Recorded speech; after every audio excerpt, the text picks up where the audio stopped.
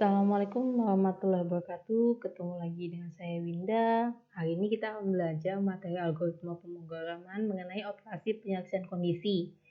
Ya, jadi nanti di sini kita pakai if else sama switch case. Ya, jadi namanya penyeleksian kondisi berarti kan nanti ada syaratnya. Kalau terpenuhi yang terjadi apa, kalau yang tidak terpenuhi terjadi apa, seperti itu. Jadi untuk flowchartnya sendiri, kalau if else biasanya pakai ini, diamond ini untuk penyelesaian kondisi. Jadi kalau benar yang terjadi apa, kalau salah terjadi apa. Nah ini untuk if, jadi penulisan kondisinya itu harus di dalam kurungnya. Jadi habis if nanti buka kurung, di dalamnya apa. Kemudian kalau penyataannya cuma satu, boleh langsung penyataannya dituliskan. Kalau misalnya penyataannya lebih dari satu, maka penyataannya harus dituliskan di dalam kurung kurawal seperti itu. Nah ini misalnya ya, menentukan besarnya potongan dari pembelian barang. Jadi kalau seseorang itu belinya kurang dari 50, maka tidak ada potongan. Kalau pembeliannya lebih dari atau sama dengan 50, maka potongannya adalah 20% dari total pembelian. Maka nanti kita akan bikinnya seperti ini. Misalnya kan total pembeliannya sudah tahu total pembeliannya berapa nih diinputkan. Nah nanti pakai if-nya. If di dalam sini adalah variabelnya itu apa tadi, total beli. Kalau dia lebih dari sama dengan 50.000, maka potongannya 0,2 dikali total beli. Nah, besar potongannya berapa? Jadi kalau dia tidak memenuhi ini kan, kalau dia tidak memenuhi lebih dari sama dengan kan berarti yang kurang dari 50.000. Jadi dideklarasikan dulu kalau pertamanya potongan itu nilainya 0. Jadi kalau dia tidak memenuhi, di sini munculnya adalah 0 potongannya, nanti besar potongannya 0. Kalau kita nginputin misalnya 49.000, jadi nanti sini potongannya 0. Jumlah bayarnya adalah total beli dikurang potongannya. Ya. Jadi jumlah yang dibayarkan adalah jumlah bayar. Nih, misalnya total pembelian yang diinputkan 50.000, berarti besarnya potongan kan 0,2 dari 50.000 10.000. Berarti jumlah yang harus dibayarkan adalah 40.000. Itu untuk if. Nah, untuk if else seperti ini diagram alirnya atau flowchartnya. Ini untuk kasus yang sama tadi ya. Ini if else-nya nanti apa? Nah, jadi tadi if total beli potongannya 50.000, potongannya 0,2 dikali total beli, else potongannya adalah 0,05. Jadi kalau 50.000 potongannya 20%, kalau kurang dari 50.000 potongannya 5%. Nah, ini misalnya 48.000 kan kurang dari 50.000, dicek misalnya tadi total pembelian 48.000. Dia jalannya seperti ini, total beli, _beli itu 48.000, dicek. Apakah 48.000 itu lebih dari sama dengan 50.000? Berarti kan tidak benar, nilainya 0. Berarti dia lewatin, ini nggak jalan. Dia ke else-nya langsung. Potongan 0,05 dikali total beli. Langsung 0,05 dikali 48.000. Maka potongannya adalah, besarnya potongan adalah 2.400. Jadi jalannya dia satu-satu. Dicek dulu if-nya apa, baru ke else-nya. Bisa jadi misalnya if-nya di sini adalah tot beli kurang dari 50.000, baru else-nya. Jadi bisa jadi dibalik. Jadi nanti di sini if tot beli kurang dari 50.000, potongan sama dengan 0,05 dikali tot beli. Jadi tidak saklek, tidak harus sama persis seperti ini, enggak. Yang penting logikanya jalan. Nah, ini untuk next if. Jadi ada if di dalam if. Ya, jadi ada if di dalam if. Nah, ini contohnya. Ada if tadi, contohnya kan kalau salesman-nya menjual barang 20.000, dia diberi uang jasa sebesar 10.000 ditambah uang komisi lagi 10%. Ya. Kalau dia menjual barangnya 20.000, di atas 20.000, ini ketentuannya kalau di atas 50.000 seperti ini. Jadi dicek dulu kalau pendapatannya 0. Nah, ini tadi yang dan waktu kita belajar operator operan, operator logika dan, ini berarti harus terpenuhi dua-duanya. Pendapatannya lebih dari 0 dan pendapatannya kurang dari 200.000. Jadi kalau misalnya yang lebih dari 0 250 kan juga lebih dari 0, tapi ini tidak terpenuhi, berarti nggak jalan. Jadi harus terpenuhi dua-duanya. Pendapatannya lebih dari 0, pendapatannya kurang dari 200.000. Itu berarti jasanya 10.000, komisinya 10%. Else-nya dicek lagi. If Kalau pendapatannya kurang dari 500.000, jasanya 20.000, komisinya 15%. Else-nya berarti kan yang selain ini, selain kurang dari 500.000 berarti lebihnya, lebih dari 500.000 jalannya yang else-nya. Baru menghitung totalnya, total komisi plus jasa, seperti itu. Jadi ada if di dalam if, seperti itu. Ini untuk if else majemuk. Jadi yang nest if tadi ini kan ada 3 ketentuannya, itu juga bisa dibikin jadi if else majemuk. Nah, jadi ada if, saya perbesar. Jadi if else. Jadi yang 2 ini tidak jadi di dalam else-nya. Ya, jadi untuk satu kasus yang sama bisa dibikin if else majemuk, bisa dibikin nest if. Ya, makanya tadi saya bilang tidak saklek, harus seperti itu codingannya. Nah, untuk kemudian sweet case. Nah, sweet case itu hampir sama dengan if else, tapi dia memeriksanya data yang bertipe karakter atau integer, tidak bisa untuk yang continue rentang. Jadi harus satu angka atau discrete seperti itu. Nah, nanti sweet ekspresinya apa, kemudian dia pakai kurung kurawal, case-nya apa, pakai break ini penutupnya. Jadi kalau nggak ada break dia bakal jalan terus, padahal ini case yang satu, ini case 2. Tapi kalau nggak ada break dia nganggapnya ini yang case yang satu semua. Jadi breaknya itu penutupnya. Jadi harus ada pakai break. Ya, kemudian case 2, kemudian pakai default. Default ini jalan kalau semua cabang di atasnya tidak terpenuhi. Jadi sama kayak if else, seperti ini else-nya default itu. Oke ya. Nah, ini contohnya. Case A, kalau dia char itu pakai petik 1. Kalau nanti string petiknya 2. Kalau integer tidak pakai petik, jadi langsung misalnya case 1, case 2. Nah, ini misalnya case petik A besar titik 2. Misalnya nanti bawahnya boleh juga ditulis case pakai petik A kecil juga boleh, seperti itu. Ya, kemudian operator tanda tanya. Nah, ini untuk ekspresi logika ditanyakan seperti itu ya bentuk penulisannya. Jadi kalau misalnya saya punya X-nya 5, Y-nya 6, nah Z-nya X-nya kurang dari Y, ditanyakan, maka nanti X dengan Y-nya, ya, apakah X kurang dari Y? 5 kurang dari 6, nilai yang lebih kecil yang mana? Ya, berarti nilainya adalah yang Z. Benar kan ya? 5 kurang dari 6. Nilainya adalah yang 5-nya. Jadi dia nyari tahu seperti itu. Oke, sekarang kita masuk ke kode bloknya. Saya bikinkan file baru dulu. Nanti untuk contoh kasus yang di PowerPoint tadi, nanti kalian bikin sendiri. Kalian coba di kode bloknya ya. Artikel 3.1 penyeleksian kondisi.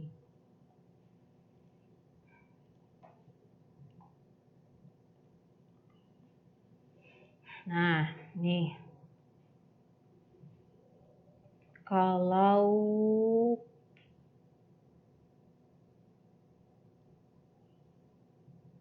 sampai sini dulu nih, nilai akhir ini sama dengan kasus yang sebelumnya ya, nyari nilai akhir.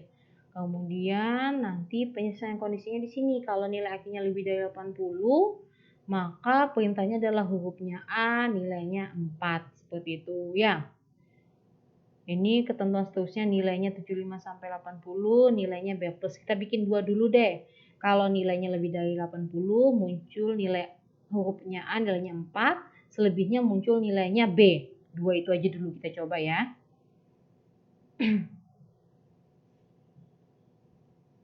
Ini berarti saya buka file yang sebelumnya.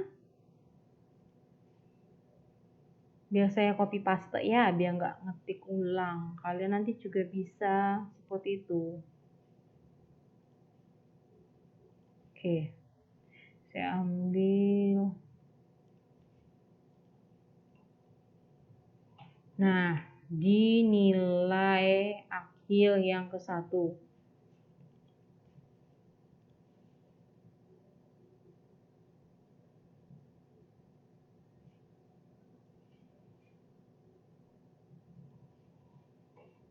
Saya matikan dulu ya.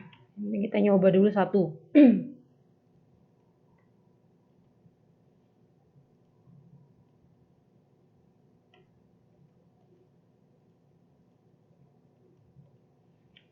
Oke, ini sudah ketemu nilai akhirnya. Tadi mau pakai if. Kita bikin 2 dulu ya. Kalau dia lebih dari 80 muncul hurufnya A, nilainya 4. Kalau selain itu munculnya B. Kita bikin yang 2 dulu. Berarti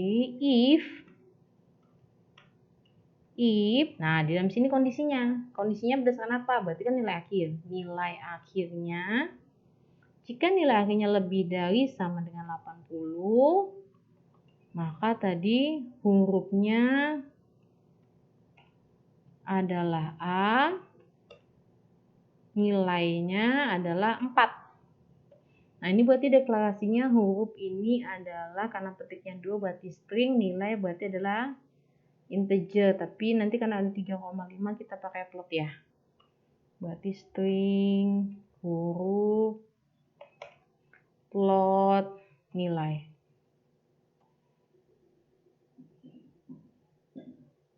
Ya, jika nilai akhirnya lebih dari 80, hurufnya nilainya 4. Else-nya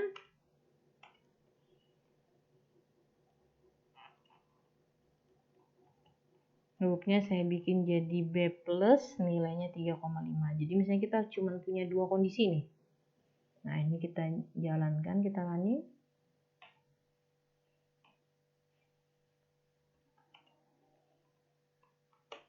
Nah, mata kuliahnya tadi Alpro, SKS-nya 3, nilai tugasnya saya lupa, kita lihat ya. Sorry. 80, 70, 75. 80, 70, 75. Nah, sorry, ini belum ada kita tampilkan nilai akhirnya. Ini yang tampil huruf. Oke, kita tampilkan huruf dan nilai dulu ya. Huruf dan nilai. Berarti habis nilai akhir itu akan saya tampilkan huruf.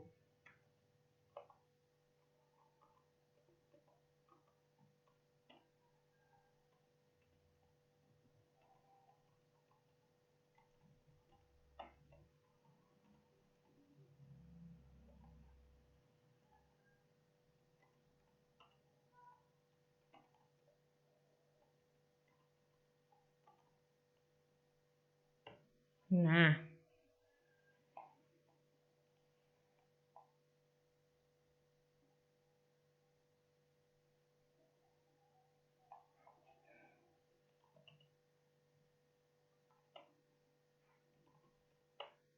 SKS-nya 3, nilai 80, 70, 75.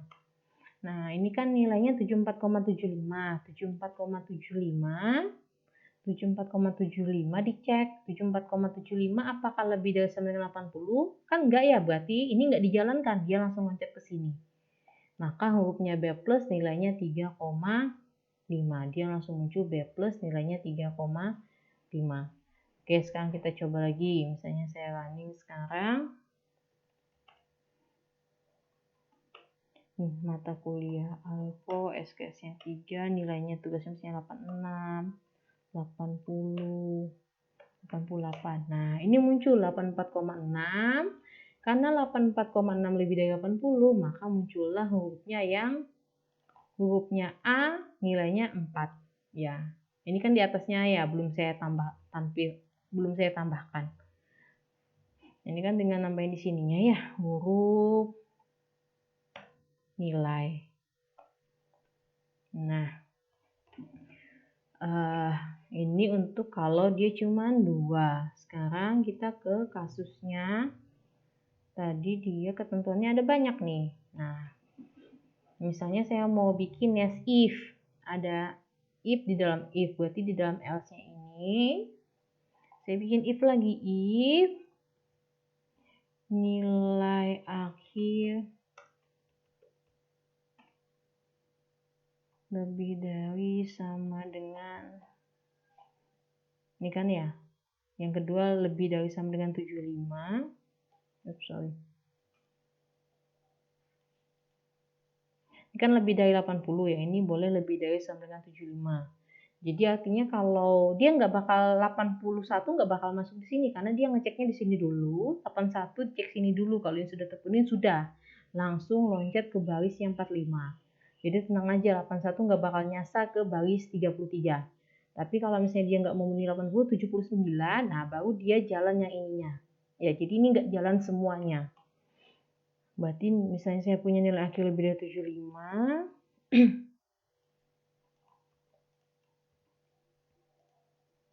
ini B plus, ini nilainya 3,5. Baru di dalamnya saya bikin else if, ada if lagi. Kalau nilai akhirnya lebih dari sama dengan 70. Ya, kalau misalnya mau dua-duanya ditulis pakai dan juga nggak apa-apa, berarti nilai akhir yang kurang dari 75. Ya sebenarnya nggak perlu ditulis dua-duanya karena dia nggak mungkin nyasar tadi saya bilang karena sudah ada ini dulu yang jalan. Jadi kalau nilai 76 nggak bakal nyasar ke sini walaupun 76 juga lebih dari 70. Ya, tapi nggak apa-apa nih kita tulis ya.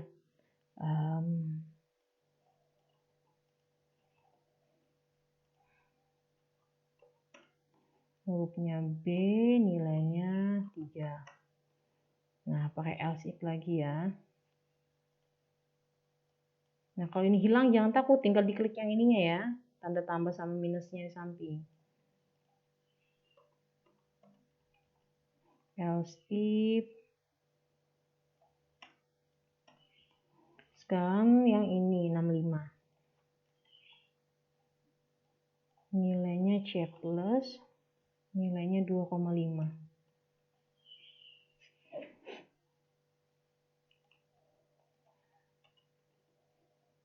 Else if nilai akhirnya 60, nilainya C, ininya adalah 2.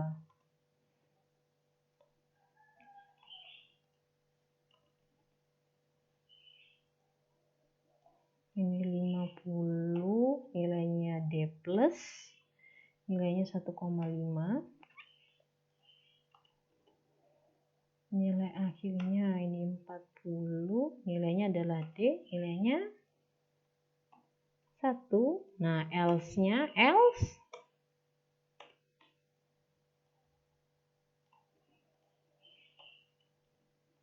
else-nya nilainya adalah E. Nilainya adalah 0. Seperti itu. Nah, ini adalah nest if, ada if di dalam if. Ya, ini kalau kita running,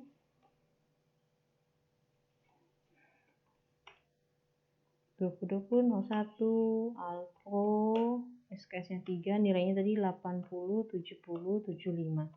Nah, nilai 74,75 karena sudah kondisinya sudah ditambahkan, nggak cuma 2, 74,75 sekarang masuknya yang di nilainya B karena lebih dari 70 tapi kurang dari 75.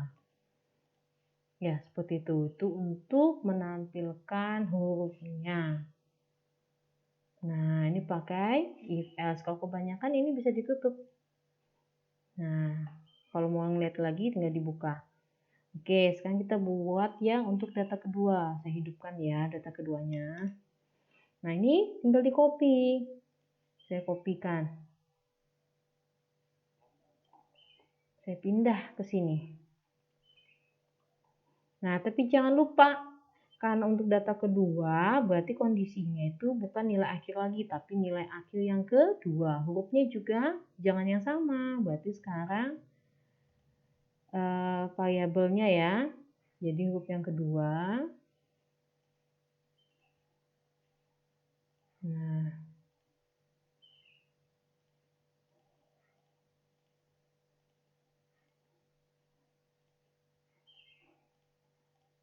Nah, seperti itu. Karena ada huruf 2 nilai 2, jangan lupa kita deklarasikan.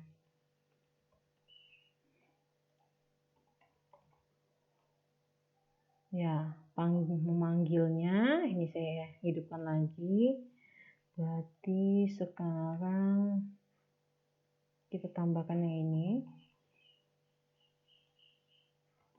Berarti sekarang huruf 2 nilai 2 ya. Nah, ini kan bentuknya tadi adalah nest if. Nah, saya mau bikinnya if else majemuk. Jadi yang bagian else-nya ini saya Ctrl X ya. Nah, yang else-nya saya hapus dulu. Nah, jadi habis if nanti itu adalah else if langsung. Jadi nanti else if, else if, else. Nah, atau kita copy ini tadi. Jadi habis yang si if ini adalah else if.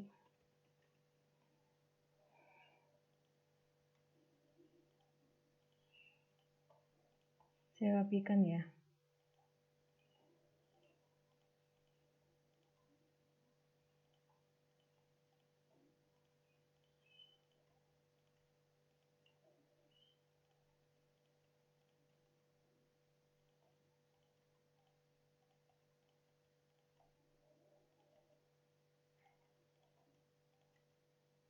Nah, ini bentuknya sudah bukan nest if, tapi bentuknya adalah else if majemuk. If, else if, else if, else if, tapi ada else. Jadi ini bukan nested if lagi. Oke, ya. Ini sudah muncul nih semua, datanya muncul ya. Sekarang kita mau menghitung nilai IPS-nya. Nilai IPS itu nanti adalah rumusnya berdasarkan sigma dari SKS dikali nilai dibagi jumlah SKS-nya. Jadi kalau tadi yang ini nilainya kan karena hurufnya B nilainya 3, berarti nanti SKS dikali nilai 3 kali 3 9. Kemudian yang ini karena C plus jadi 2,5 kali 2 5. Jadi kalau sigma SKS kali nilai yang ini tadi, sigma SKS kali nilai itu berarti 9 tambah 5, 14 dibagi jumlah SKS. Jumlah SKS itu yang ini. Berarti nanti 9 tambah 5, 14 dibagi dengan 5. Nanti nilainya 2,8. Nah, itu berarti di codingannya, karena kita mau menghitungkan jumlahannya, yaitu SKS dikali nilai, ya, maka nanti itu saya letakkannya adalah setelah diketahui nilai yang kedua. Nah, ini kan tadi nilai yang pertama dapat di sini, nilai kedua kan di sini ya dapatnya.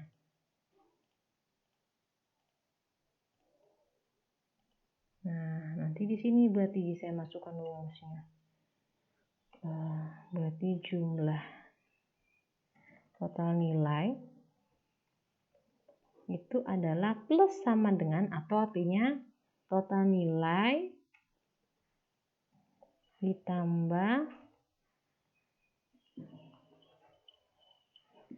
kan ada sigma, jadi total nilai itu adalah total nilai dia sebelumnya ditambahkan dengan SKS dikalikan dengan nilai.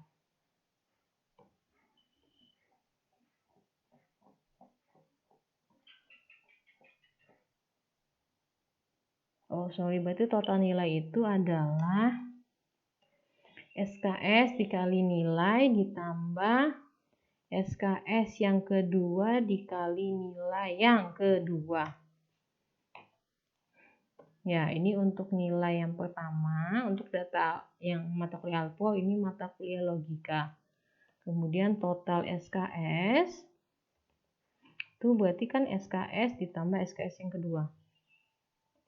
Nah, IPS-nya adalah total nilai dibagi dengan total SKS. Nah, jadi total nilai itu adalah kan tadi di sini SKS dikali nilai 3 kali 3 9. Dan berarti SKS pertama dikali nilai pertama, SKS yang kedua dikali nilai kedua. Baru dijumlahkan. Ya, ini kan berarti SKS dikali nilai ditambah SKS 2 kali nilai, kemudian SKS ditambah SKS baru dibagi. Nah, ini berarti kita perlu total nilai, total SKS sama IPS. Berarti kita bikin plot total nilai. Totalnya SKS, total SKS itu sebenarnya integer aja kan ya. Total SKS sama IPS. Nah, ini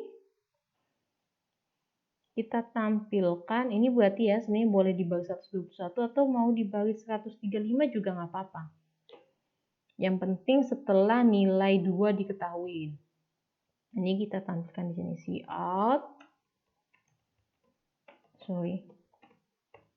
nilai IPS itu sama dengan IPS. Variabelnya apa? IPS. Nah, mau ditampilkan sesuai ini tadi SKS kali nilai, berarti kita tambahkan di sini SKS dikali nilai, berarti habis nilai ini kita tambahkan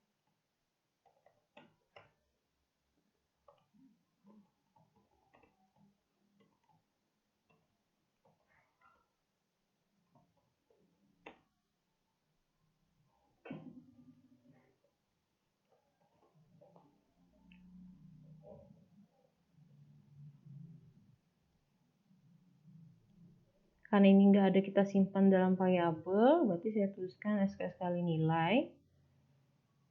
Kalau mau disimpan variabel berarti harus bikin dulu misalnya tot nilai 1 itu adalah SKS kali nilai ya.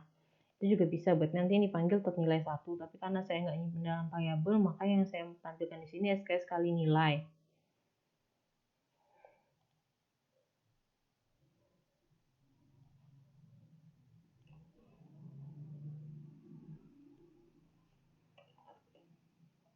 Berarti SKS 2 dikali nilai 2 ya. Oke, sekarang kita running.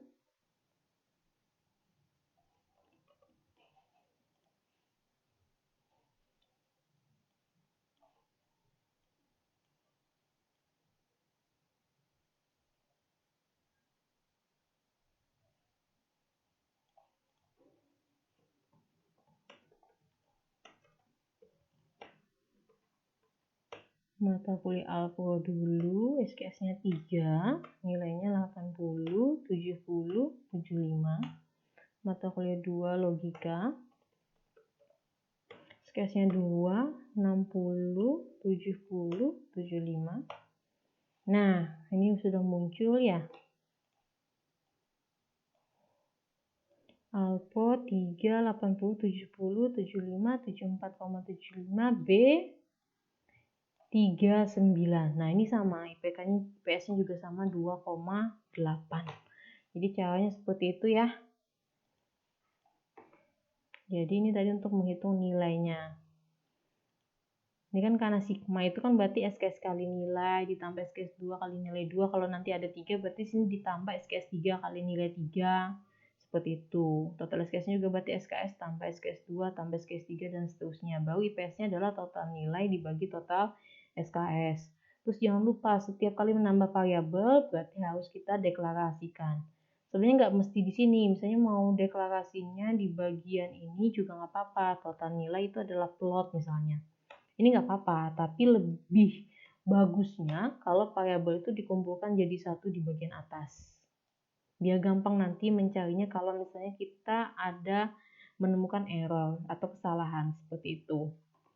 Nah, ini kita sudah belajar tentang if else, nest if, sama if else majemuk. Jadi, untuk berikutnya nanti kita akan belajar switch case. Ya, jadi sampai di sini dulu. Wassalamualaikum warahmatullahi wabarakatuh. See you on next